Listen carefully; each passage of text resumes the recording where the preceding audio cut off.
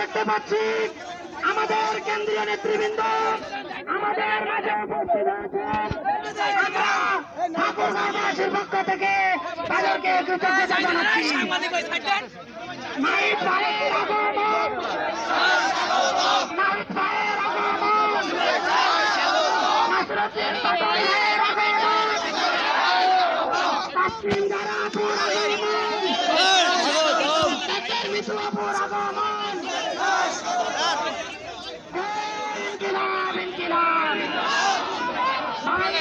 অল্প কিছুক্ষণের মধ্যে এখনই আমাদের পদযাত্রা শুরু হবে। আমি অনুরোধ করছি আপনারা যারা পিছনে আছেন আপনারা ব্যানারের পিছনে চলে আসুন।